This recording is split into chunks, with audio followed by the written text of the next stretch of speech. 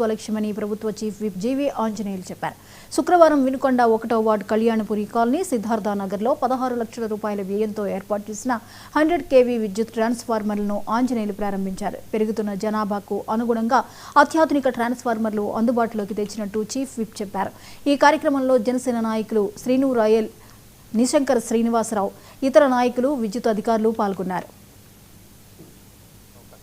టిట్కో హౌస్ల దగ్గర 33 kV sub station పెట్టి 2,85,00,000తోటి అక్కడ సబ్ స్టేషన్ నిర్మాణానికి శంకుస్థాపన చేశాం. 6 నెలల్లో అక్కడ సబ్ స్టేషన్ నిర్మాణాన్ని పూర్తి చేస్తాం. అట్లాగే రెండో సబ్ స్టేషన్ అంటే టౌన్ మొత్తానికి ఎన్ఎస్పి కాలనీలో రెండో సబ్ స్టేషన్ ని 33 kV సబ్ స్టేషన్ ని తీసుకొస్తున్నాం. ఈ విధంగా 2 పెద్ద సబ్ స్టేషన్లని ఇక్కడ ఏర్పాటు చేస్తున్నాం. భవిష్యత్తులో నియోజకవర్గంలో ఎక్కడ అవసరమైతే అక్కడ సబ్ స్టేషన్లు తీసుకొస్తాం. అట్లాగే 2,000 కరెంట్ పోల్స్ ని 1,20,00,000తోటి పోల్స్ ఏర్పాటు చేశాం. అట్లాగే వ్యవసాయ కనెక్షన్లు 1,683 అగ్రికల్చర్ కనెక్షన్లు ఏర్పాటు చేశాం. మరి గత ప్రభుత్వం అగ్రికల్చర్ కనెక్షన్లు ఇవ్వకుండా రైతుల్ని చాలా ఇబ్బంది పట్టింది. ఏదో నామమాత్రంగా అగ్రికల్చర్ కనెక్షన్లు ఇచ్చారు గత ప్రభుత్వంలో. కానీ ఈ రోజు 18 నెలల్లోనే 1,683 అగ్రికల్చర్ వ్యవసాయ కనెక్షన్లకి ఈ రోజు అనుమతులు ఇవ్వడం జరిగింది. మోక్షింతలపాలెంలో ట్రాన్స్ఫార్మర్ కి 70 లక్షల రూపాయలు ఖర్చు పెట్టాం. పవర్ బ్రేకర్ 10 లక్షలతో పవర్ బ్రేకర్ ఏర్పాటు చేశాం.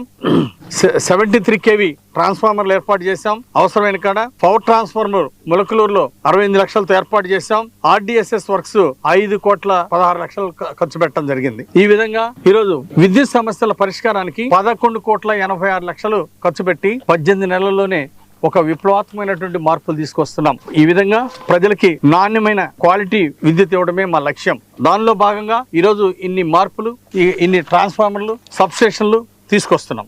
గత ప్రభుత్వం 9 సార్లు విద్యుత్ ఛార్జీలు పెంచింది. అలాగే ట్రూ అప్ ఛార్జీల పేరుతోటి ప్రజల మీద మోయలేని భారం వేసింది. అంటే ఒక్క అవకాశం అంటే ప్రజలు 151 సీట్లు ఇచ్చి గెలిపిస్తే ఏం చేశారు మీరు? 9